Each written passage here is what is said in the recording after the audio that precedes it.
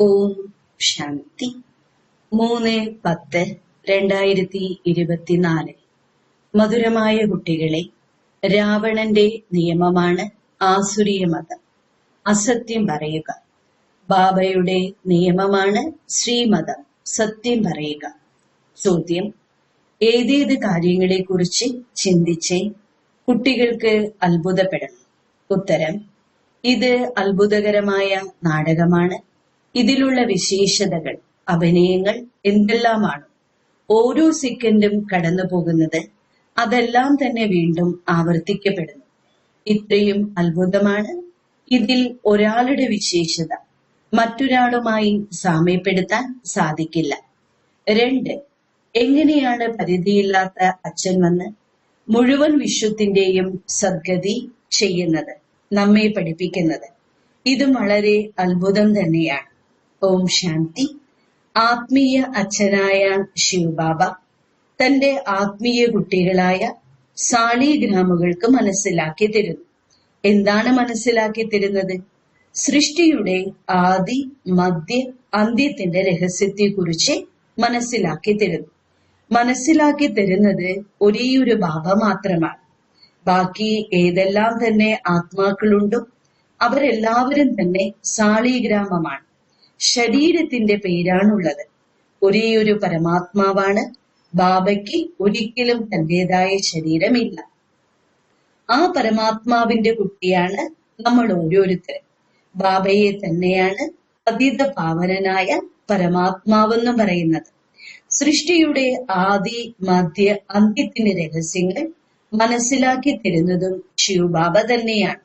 എല്ലാവരും ഇവിടേക്ക് വരുന്നത് പാർട്ട് അഭിനയിക്കുന്നതിന് വേണ്ടിയാണ്. വിഷ്ണുവിൻ്റെത് 2 രൂപമാണ്. ഇത് മനസ്സിലാക്കി തന്നിട്ടുണ്ട്. ശങ്കരന്റെ പാർട്ട് തന്നെ ഇല്ല. ഈ കാര്യങ്ങളെല്ലാം ബാബയാണ് മനസ്സിലാക്കി തരുന്നത്. എപ്പോഴാണ് ബാബ വരുന്നത്? ബാബ പഴയ ലോകത്തിന്റെ വിനാശവും പുതിയ ലോകത്തിന്റെയും സ്ഥാപന ചെയ്യേണ്ട സമയത്ത് വരുന്നു. ഇതും കുട്ടികൾ മനസ്സിലാക്കി. പുതിയ ലോകത്തിൽ ഒരേയൊരു ആദി സനാതന ദേവീ ദേവതാ ധർമ്മത്തിന്റെ സ്ഥാപനയാണ് ഉണ്ടാകുന്നത്. അത് പരമപിതാവായ പരമാത്മാവിനല്ലാതെ മറ്റാർക്കും തന്നെ സ്ഥാപിക്കുവാൻ സാധിക്കില്ല. പരമാത്മാവിന്റെ പേരാണ് ശിവൻ. ബാബയ്ക്ക് തന്റെ ശരീരത്തിൻ്റെതായ പേരില്ല. ബാക്കി എല്ലാവർക്കും തന്നെ ശരീരത്തിന്റെ പേരാണുള്ളത്. മുഖ്യമായ പാർട്ടിധാരികൾ എല്ലാവരും തന്നെ വന്നു കഴിഞ്ഞു. ഡ്രാമയുടെ ചക്രം കറങ്ങിക്കൊണ്ടിരിക്കുകയാണ്. ഇപ്പോൾ അന്തിമത്തിൽ എത്തി നിൽക്കുന്നു. അന്തിമ സമയത്ത് ബാബയ്ക്ക് വരേണ്ടതായുള്ളത്. ബാബയുടെ ജയന്തിയാണ് നമ്മൾ ആഘോഷിക്കുന്നത്. എപ്പോഴാണ് ലോകത്തിന് പരിവർത്തനം നടക്കേണ്ടത്? ആ സമയത്താണ് ശിവജയന്തി ആഘോഷിക്കപ്പെടുന്നത്. ഘോരമായ അന്ധകാരത്തിൽ നിന്നും ഘോരമായ പ്രകാശം ഉണ്ടാകുന്നു. അതായത് ദുഃഖധാമത്തിൽ നിന്നും സുഖധാമത്തിന്റെ സ്ഥാപനയുണ്ടാകുന്നു. കുട്ടികൾക്കറിയാമല്ലോ, പരമപിതാവായ പരമാത്മാവ് ശിവബാബ പഴയ ലോകത്തിന്റെ വിനാശത്തിനും പുതിയ ലോകത്തിന്റെ സ്ഥാപനയ്ക്കുമായി ഒരേയൊരു തവണയാണ് പുരുഷോത്തമ സംഗമ യുഗത്തിലേക്ക് വരുന്നത്. ആദ്യം പുതിയ ലോകത്തിന്റെ സ്ഥാപനയാണ്, പിന്നീട് പഴയ ലോകത്തിന്റെ വിനാശം. കുട്ടികൾ മനസ്സിലാക്കുന്നു, പഠിച്ച് നമുക്ക് സമർത്ഥരായി തീരണം. ദൈവിക ഗുണങ്ങളും ധാരണ ചെയ്യണം. ആസുരീയ ഗുണങ്ങളെ പരിവർത്തനപ്പെടുത്തണം. ദൈവിക ഗുണങ്ങളുടെയും ആസുരീയ ഗുണങ്ങളുടെയും വർണ്ണന പാർട്ടിൽ കാണിക്കണം. സ്വയം നോക്കണം, ഞാൻ ആരെയെങ്കിലും ബുദ്ധിമുട്ടിക്കുന്നുണ്ടോ? അസത്യം പറയുന്നില്ലല്ലോ? ശ്രീമതത്തിന് വിരുദ്ധമായി പെരുമാറുന്നില്ലല്ലോ? അസത്യം പറയുക, ആർക്കെങ്കിലും ദുഃഖം നൽകുക, ബുദ്ധിമുട്ടിക്കുക, ഇതെല്ലാം തന്നെ രാവണന്റെ നിയമമാണ്. ശ്രീമതത്തിന്റെയും ആസുരീയ മതത്തിന്റെയും മഹിമയുണ്ടല്ലോ. അരക്കൽപ്പം ആസുരീയ മതമാണ് നടക്കുന്നത്. ഇതിലൂടെ മനുഷ്യൻ അസുരനും ദുഃഖിയും രോഗിയുമായി തീരുന്നു. 5 വികാരങ്ങൾ പ്രവേശിക്കുകയാണ്. ബാബ വന്ന് ശ്രീമതമാണ് നൽകുന്നത്. കുട്ടികൾക്കറിയാം, ശ്രീമതത്തിലൂടെയാണ് നമുക്ക് ദൈവീക ഗുണങ്ങൾ ലഭിക്കുന്നത്. ആസുരീയ ഗുണങ്ങളെ നമുക്ക് പരിവർത്തനം ചെയ്യണം. ആസുരീയ അവഗുണങ്ങൾ അവശേഷിക്കുന്നുണ്ടെങ്കിൽ തീർച്ചയായും പദവി കുറയുന്നു. ജന്മജന്മാന്തരങ്ങളിലെ പാപങ്ങളുടെ ഭാരം ശിരസിലുണ്ട്. നമ്പർ വൈസ് പുരുഷാർത്ഥമനുസരിച്ച് ഭാരം കുറയുന്നു. ഇത് പുരുഷോത്തമ സംഗമയുഗത്തിലാണെന്നുള്ളതും നിങ്ങൾ മനസ്സിലാക്കണം. ബാബയിലൂടെ ഇപ്പോൾ ദൈവീക ഗുണങ്ങളെ ധാരണ ചെയ്ത് പുതിയ ലോകത്തിന്റെ അധികാരിയായി തീരുന്നു. പഴയ ലോകം തീർച്ചയായും നശിക്കണമെന്ന് ഇതിലൂടെ വ്യക്തമാകുന്നു. പുതിയ ലോകത്തിന്റെ സ്ഥാപന ബ്രഹ്മകുമാരി കുമാരന്മാരിലൂടെയാണ് നടക്കുന്നത്. ഈ കാര്യത്തിൽ പക്ക നിശ്ചയമുള്ളതുകൊണ്ടാണ് സേവനത്തിൽ മുഴുകുന്നത്. ആരുടെയെങ്കിലുമൊക്കെ നന്മ ചെയ്യാനായി പ്രയത്നിച്ചുകൊണ്ടേയിരിക്കുന്നു. നിങ്ങൾക്കറിയാം, നമ്മുടെ സഹോദരങ്ങൾ എത്രയാണ് സേവനം ചെയ്യുന്നത്. എല്ലാവർക്കും ബാബയുടെ പരിചയം നൽകിക്കൊണ്ടിരിക്കുന്നുണ്ട്. ബാബ വന്നു എന്നതിനെ കുറിച്ച് ആദ്യം വളരെ കുറച്ചു പേർക്ക് മാത്രമേ അറിയൂ. പിന്നീട് കൂടുതൽ പേര് അറിഞ്ഞുകൊണ്ടിരിക്കും. ഒരു ബ്രഹ്മാവിലൂടെ ധാരാളം ബ്രഹ്മകുമാരി കുമാരന്മാർ ഉണ്ടാകുന്നു. തീർച്ചയായും ബ്രാഹ്മണരുടെ കുലം ആവശ്യമാണല്ലോ. നിങ്ങൾക്കറിയാം, നമ്മൾ ബ്രഹ്മകുമാരി കുമാരന്മാർ ശിവബാബയുടെ മക്കളാണ്. എല്ലാവരും സഹോദരന്മാരാണ്. യഥാർത്ഥത്തിൽ സഹോദരി സഹോദരന്മാരാണ് അലൗകികത്തിൽ. അതായത് പ്രജാപിത ബ്രഹ്മാവിന്റെ സന്താനങ്ങളായി മാറുമ്പോൾ. എന്നാൽ ദേവതാകുലത്തിലേക്ക് പോകുമ്പോൾ നമ്മുടെ സംബന്ധത്തിന് വ്യത്യാസമുണ്ടാകുന്നു. ഈ സമയം ബ്രഹ്മബാബയുടെ കുട്ടികളല്ലേ ഒരു കുലത്തിലുള്ളവരായി മാറി. ഇതിനെ രാജധാനി എന്ന് പറയില്ല. കൗരവരുടെയും പാണ്ഡവരുടെയും രാജധാനി ഉണ്ടാകുന്നില്ല.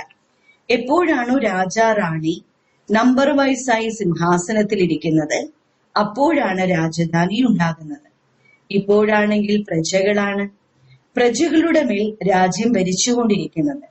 ആരംഭത്തിൽ പവിത്രമായ രാജധാനി ആയിരുന്നു, പിന്നീട് അപവിത്ര രാജധാനിയായി. പവിത്രമായ രാജധാനി അർത്ഥം അത് ദേവതകളുടേതാണ്. കുട്ടികൾക്കറിയാം, 5000 വർഷങ്ങൾക്ക് മുമ്പ് ഭാരതത്തിൽ സ്വർഗമായിരുന്നു. അപ്പോൾ പവിത്ര രാജധാനിയായിരുന്നു. അവരുടെ ചിത്രങ്ങളുമുണ്ട്. എത്ര ആഡംബരമായ ക്ഷേത്രങ്ങളാണ് ഉണ്ടാക്കിയിരിക്കുന്നത്. മറ്റാർക്കും തന്നെ ഇത്രയ്ക്ക് ക്ഷേത്രങ്ങളില്ല. ഈ ദേവതകൾക്കാണ് ധാരാളം ക്ഷേത്രങ്ങൾ. കുട്ടികൾക്ക് മനസ്സിലാക്കി തന്നിട്ടുണ്ട്. മറ്റെല്ലാവരുടെയും തന്നെ ശരീരത്തിന്റെ പേരുകൾക്ക് മാറ്റം വരുന്നു. ബാബയുടെ പേര് ശിവൻ എന്നാണ്. ശിവ ഭഗവാനുവാച. ഏതൊരു ദേഹധാരിയെയും ഭഗവാൻ എന്ന് പറയില്ല. ബാബയ്ക്കല്ലാതെ മറ്റാർക്കും തന്നെ ബാബയുടെ പരിചയം നൽകാൻ സാധിക്കില്ല. കാരണം ആർക്കും ബാബയെ അറിയില്ല. ഇവിടെയും പലരുടെയും ബുദ്ധിയിൽ എങ്ങനെ ബാബയെ ഓർമ്മിക്കണം എന്ന് അറിയാത്തവരുണ്ട്. ആശയക്കുഴപ്പത്തിൽ വരുന്നു. ഇത്രയും ചെറിയ ബിന്ദുവിനെ എങ്ങനെ ഓർമ്മിക്കാനാണ്? ശരീരം വലുതായതുകൊണ്ട് അതിനെ തന്നെ ഓർമ്മിച്ചുകൊണ്ടിരിക്കുന്നു. ഇങ്ങനെയും ഒരു മഹിമയുണ്ട്. ഭൃഗുടി മധ്യത്തിൽ തിളങ്ങുന്ന നക്ഷത്രം, അതായത് ആത്മാവ് നക്ഷത്രത്തിന് സമാനമാണ്. ആത്മാവിനെയാണ് സാലിഗ്രാം എന്ന് പറയുന്നത്. ശിവലിംഗത്തിന്റെ പൂജയും വലിയ രൂപത്തിലാണ് ചെയ്തു വരുന്നത്. എങ്ങനെയാണോ ആത്മാവിനെ കാണാൻ സാധിക്കാത്തത്, ശിവബാബയെയും ആർക്കും കാണാൻ കഴിയില്ല. ഭക്തിമാർഗത്തിലും ബിന്ദുവിനെ എങ്ങനെ പൂജിക്കും? കാരണം ആദ്യം ശിവന്റെ അവ്യഭിചാരി പൂജയാണ് ആരംഭിക്കുന്നത്. അപ്പോൾ പൂജയ്ക്ക് വേണ്ടി തീർച്ചയായും വലിയ വലിയ വസ്തു ആവശ്യമാണ്. സാലിഗ്രാമിനെയും വലിയ അണ്ഡാകൃതിയിൽ ഉണ്ടാക്കുന്നു.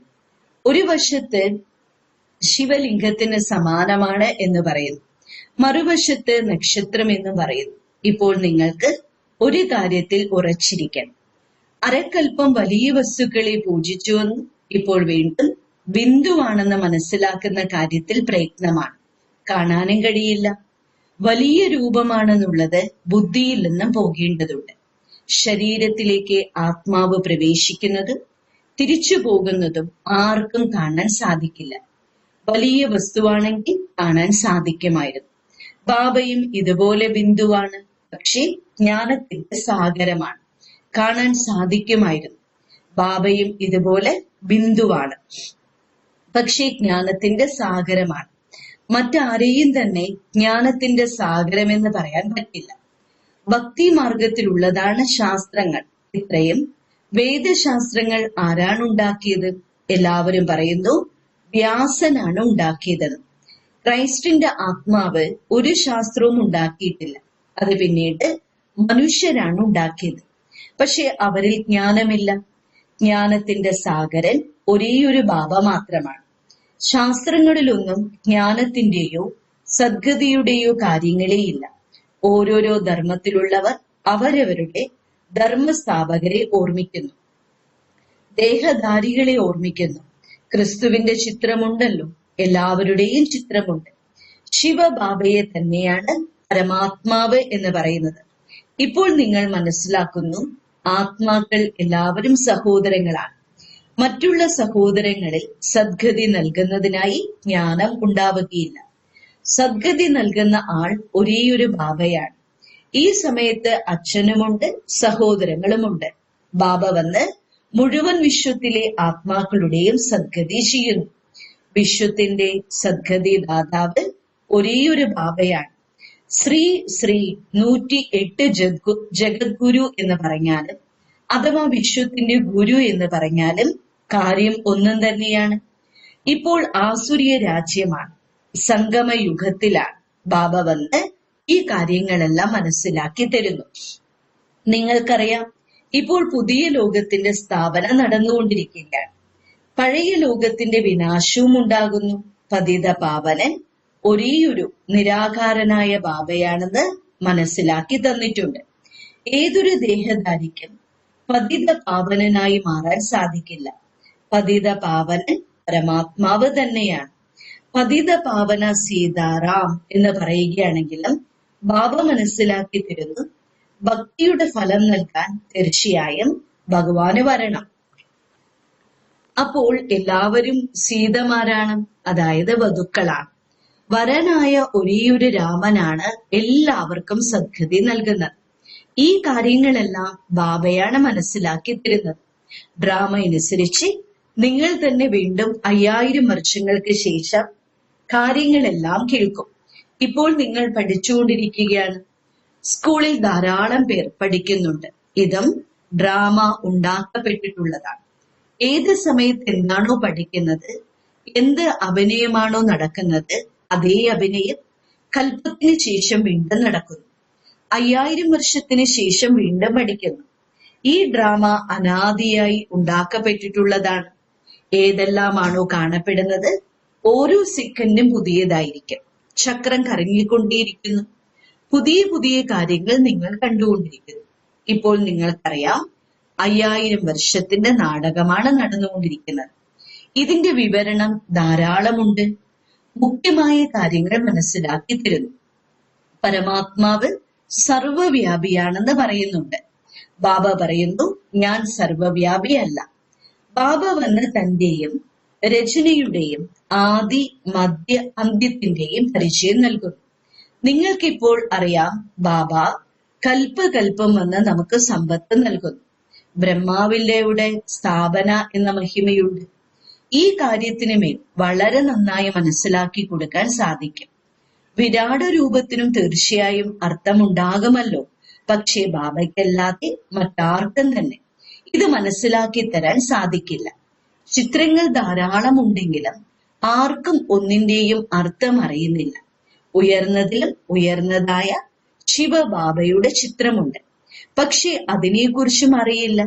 സൂക്ഷ്മവദനത്തെ കുറിച്ചിട്ടുള്ള അറിവ് ആവശ്യമില്ല. സാകാര ലോകത്തിലെ ചരിത്രത്തെക്കുറിച്ചും ഭൂമിശാസ്ത്രത്തെക്കുറിച്ചും മനസ്സിലാക്കണം. സാക്ഷാത്കാരത്തിലൂടെയും ഇത് കാണുന്നു. എങ്ങനെയാണോ ഇവിടെ ബ്രഹ്മബാബയിലൂടെ ശിവബാബ മനസ്സിലാക്കി തരുന്നത്, അതുപോലെ സൂക്ഷ്മവദനത്തിൽ കർമാതീത ശരീരത്തിലിരുന്ന് കൂടിക്കാഴ്ച നടത്തുന്നു, അല്ലെങ്കിൽ സംസാരിക്കുന്നു. സൂക്ഷ്മവദനത്തിന്റെ ചരിത്രവും ഭൂമിശാസ്ത്രവും ഒന്നുമില്ല. അതെല്ലാം തന്നെ ഈ ലോകത്താണുള്ളത്. കുട്ടികളുടെ ബുദ്ധിയിലുണ്ട്, 5000 വർഷങ്ങൾക്ക് മുമ്പ് സത്യയുഗത്തിൽ ദേവതകളായിരുന്നു. ഈ ആദി സനാതന ദേവീ ദേവതാ ധർമ്മം എങ്ങനെ സ്ഥാപിക്കപ്പെട്ടു എന്നുള്ളതിനെ കുറിച്ചും ആർക്കും അറിയില്ല. മറ്റുള്ള ധർമ്മങ്ങളുടെ സ്ഥാപനയെക്കുറിച്ച് എല്ലാവർക്കും അറിയാം. അതിനെക്കുറിച്ചിട്ടുള്ള പുസ്തകങ്ങൾ എല്ലാം ഉണ്ടല്ലോ. ലക്ഷക്കണക്കിന് വർഷങ്ങളുടെ കാര്യം തന്നെയില്ല. ഇത് തീർത്തും തെറ്റാണ്. പക്ഷെ മനുഷ്യരുടെ ബുദ്ധി ഒന്നുമേ പ്രവർത്തിക്കുന്നില്ല. ഓരോ കാര്യവും ബാബയാണ് മനസ്സിലാക്കി തരുന്നത്. മധുരമായ കുട്ടികളെ നല്ല രീതിയിൽ ധാരണ ചെയ്യും. മുഖ്യമായ കാര്യമാണ് ബാബയുടെ ഓർമ്മ. ഈ ഓർമ്മയിലൂടെയാണ് മത്സരമുള്ളത്. മത്സരം നടത്താറുണ്ടല്ലോ. മത്സരത്തിൽ ചിലർ ഒറ്റയ്ക്കൊറ്റയ്ക്കായി ഓടുന്നു, ചിലർ ഒരുമിച്ച് ഓടാനുള്ള അഭ്യാസം ചെയ്യുന്നു. ഇവിടെ ആരെല്ലാമാണ് ജോഡികളായി ഉള്ളത്? ഇങ്ങനെ ചിന്തിക്കണം. സത്യയുഗത്തിലും ഇതുപോലെ ഒരുമിച്ച് ജോഡിയായി മാറണം. നാമരൂപം പരിവർത്തനപ്പെടുന്നു. ഈ ശരീരം തന്നെ ഒരിക്കലും എടുക്കുന്നില്ല എന്ന് മനസ്സിലാക്കണം. പക്ഷേ രൂപം വേറെ ആയിരിക്കും. പക്ഷെ കുട്ടികൾക്ക് അത്ഭുതം തോന്നണം. ഏതെല്ലാം രൂപങ്ങൾ അഭിനയവുമാണോ ഓരോ സെക്കൻഡും കടന്നു പോകുന്നത്, അത് വീണ്ടും 5000 വർഷങ്ങൾക്ക് ശേഷവും ആവർത്തിക്കപ്പെടുന്നു. എത്ര അത്ഭുതകരമായ നാടകമാണ്! മറ്റാർക്കും തന്നെ ഇത് മനസ്സിലാക്കാൻ കഴിയില്ല. നിങ്ങൾക്കറിയാം, നമ്മൾ എല്ലാവരും പുരുഷാർത്ഥം ചെയ്യുകയാണ്. നമ്പർ വൈസ് ആയിരിക്കുക തന്നെ ചെയ്യും. എല്ലാവരും കൃഷ്ണനാവുകയില്ലല്ലോ. രൂപങ്ങൾ എല്ലാവരുടെയും വ്യത്യസ്തമായിരിക്കും. എത്ര വലിയ അത്ഭുതകരമായ നാടകമാണിത്! ഒരാളുടെ രൂപം ഒരിക്കലും മറ്റൊരാളുമായി സാമ്യപ്പെടുത്താൻ കഴിയില്ല. ഈ കളി തന്നെ വീണ്ടും ആവർത്തിക്കപ്പെടുന്നു. ഇതെല്ലാം ചിന്തിച്ച് ആശ്ചര്യപ്പെടണം. എങ്ങനെയാണ് പരിധിയില്ലാത്ത ബാബ വന്ന് നമ്മളെ പഠിപ്പിക്കുന്നത്? ജന്മജന്മാന്തരം ഭക്തി മാർഗത്തിലെ ശാസ്ത്രങ്ങൾ പഠിച്ചു വന്നു. സന്യാസിമാരുടെ കഥകൾ കേട്ടുവന്നു. ഇപ്പോൾ ബാബ പറയുന്നു, ഭക്തിയുടെ സമയം പൂർത്തിയായി. ഇപ്പോൾ ഭക്തർക്ക് ഭഗവാനിലൂടെ ഫലം ലഭിക്കുന്നു. പക്ഷെ ഭഗവാൻ ഏതു രൂപത്തിലാണ് വരുന്നതെന്ന് അറിയില്ല. ശാസ്ത്രം പഠിക്കുന്നതിലൂടെ ഭഗവാനെ ലഭിക്കുമോ? ചിലർ പറയുന്നു ഭഗവാൻ ഇവിടേക്ക് വരുമെന്ന്. ശാസ്ത്രത്തിലൂടെ തന്നെ ഭഗവാനെ ലഭിക്കുന്നുവെങ്കിൽ പിന്നീട് ബാബയ്ക്ക് വരേണ്ടതായിട്ടില്ലല്ലോ. ശാസ്ത്രം പഠിക്കുന്നതിലൂടെ ഭഗവാനെ ലഭിച്ചാൽ പിന്നീട് ഭഗവാൻ വന്ന് എന്ത് ചെയ്യാനാണ്? അരകൽപ്പം നിങ്ങൾ ശാസ്ത്രങ്ങൾ പഠിച്ച് തമോ പ്രധാനമായി തീർന്നു. കുട്ടികൾക്ക് സൃഷ്ടിചക്രത്തെക്കുറിച്ച് മനസ്സിലാക്കി തരുന്നുണ്ട്. അതോടൊപ്പം ദൈവിക പെരുമാറ്റവും ആവശ്യമാണ്. ഒന്ന്, ആർക്കും ദുഃഖം നൽകരുത്. ആർക്കെങ്കിലും വിഷം വേണമെന്ന് പറയുമ്പോൾ അത് കൊടുക്കാതിരിക്കുന്നതിനെ ദുഃഖം നൽകി എന്ന് പറയില്ല. ബാബ ഒരിക്കലും ഇങ്ങനെ പറഞ്ഞിട്ടുമില്ല. ഇങ്ങനെ ചില ബുദ്ധുക്കളുണ്ട്. അവർ പറയുന്നു, ബാബ പറഞ്ഞിട്ടുണ്ട് ആർക്കും ദുഃഖം കൊടുക്കരുതെന്ന്. അവർ വിഷം ചോദിക്കുന്നുവെങ്കിൽ അവർക്ക് നൽകണം. ഇല്ലെങ്കിൽ ഇതും ദുഃഖം കൊടുക്കുകയാണ് എന്ന് മനസ്സിലാക്കുന്നവർ വിഡ്ഢികളാണ്. ബാബ പറയുന്നു, തീർച്ചയായും പവിത്രമായി മാറണം. ആസുരീയ സ്വഭാവത്തിന്റെയും ദൈവീകമായ സ്വഭാവത്തിന്റെയും വിവേകം ആവശ്യമാണ്. മനുഷ്യർക്ക് ഇതുപോലെ അറിയില്ല. അവർ ആത്മാവിനെ നിർലേപം എന്ന് പറയുന്നു. എന്ത് വേണമെങ്കിലും ചെയ്തോളൂ, കഴിച്ചോളൂ, കുടിച്ചോളൂ, വികാരത്തിലേക്ക് പൊയ്ക്കോളൂ എന്നൊരിക്കലും പറയില്ലല്ലോ എന്നാണ് അവർ പറയുന്നത്. ഇങ്ങനെയും പഠിപ്പ് നൽകുന്നവരുണ്ട്. അങ്ങനെ എത്ര പേരാണുള്ളത്? പുറം ലോകത്തിലെ സസ്യബുക്കുകളായി ജീവിക്കുന്നവർ ധാരാളമുണ്ട്. നല്ലതായതുകൊണ്ടാണല്ലോ അങ്ങനെ സസ്യാഹാരികളായി ജീവിക്കുന്നത്. അങ്ങനെയുള്ളവരെ വൈഷ്ണവ ജാതിയിൽപ്പെട്ടവരായിരിക്കും എന്ന് പറയും. അവർ മോശമായ വസ്തുക്കൾ ഒന്നും തന്നെ കഴിക്കില്ല. അവർ ന്യൂനപക്ഷമാണ്. വളരെ കുറച്ചു പേരേ ഉള്ളൂ. പതുക്കെ അത് മാറി പുരോഗമിച്ചുകൊണ്ടിരിക്കുന്നുണ്ട്. കുട്ടികൾക്ക് ഈയൊരു പഠിപ്പാണ് ലഭിക്കുന്നത്. ദൈവീകമായ ഗുണത്തെ ധാരണ ചെയ്യണം. ആരുടെയെങ്കിലും കൈകൾ കൊണ്ടുണ്ടാക്കിയിട്ടുള്ള മോശമായ വസ്തുക്കൾ ഒന്നും തന്നെ കഴിക്കരുത്. ശരി, വളരെ കാലത്തെ വേർപാടിന് ശേഷം തിരിച്ചു കിട്ടിയ മധുരമായ കുട്ടികൾക്ക് മാതാവും പിതാവുമായ ബാബ്ദാദയുടെ സ്നേഹസ്മരണയും പുലർക്കാല വന്ദനവും. ആത്മീയ അച്ഛന്റെ ആത്മീയ കുട്ടികൾക്ക് നമസ്കാരം. ധാരണ: തന്റെ പാർട്ടിൽ നോക്കണം. നമ്മൾ ശ്രീമതത്തിന് വിരുദ്ധമായി നടക്കുന്നില്ലല്ലോ, അസത്യം പറയുന്നില്ലല്ലോ, ആരെയും ബുദ്ധിമുട്ടിക്കുന്നില്ലല്ലോ. ദൈവിക ഗുണങ്ങളെ ധാരണ ചെയ്യുന്നുണ്ട്. പഠിപ്പിനോടൊപ്പം തന്നെ ദൈവിക സ്വഭാവം ധാരണ ചെയ്യണം. തീർച്ചയായും പവിത്രമായി തീരണം. ഏതൊരു മോശമായ വസ്തുക്കളും കഴിക്കരുത്. പൂർണ്ണമായും വൈഷ്ണവരായി മാറണം. ഇതിൽ മത്സരിക്കണം. വരദാനം: ബാബയുടെ ആജ്ഞയനുസരിച്ച് ബുദ്ധിയെ കാലിയാക്കി വെക്കുന്ന വ്യർത്ഥമോ വികാരമോ ആയ സ്വപ്നങ്ങളിൽ നിന്ന് പോലും മുക്തരായി ഭവിക്കട്ടെ. ബാബയുടെ ആജ്ഞയാണ്, ഉറങ്ങുന്നതിന് മുമ്പ് സദാ തന്റെ ബുദ്ധിയെ ശുദ്ധമാക്കും.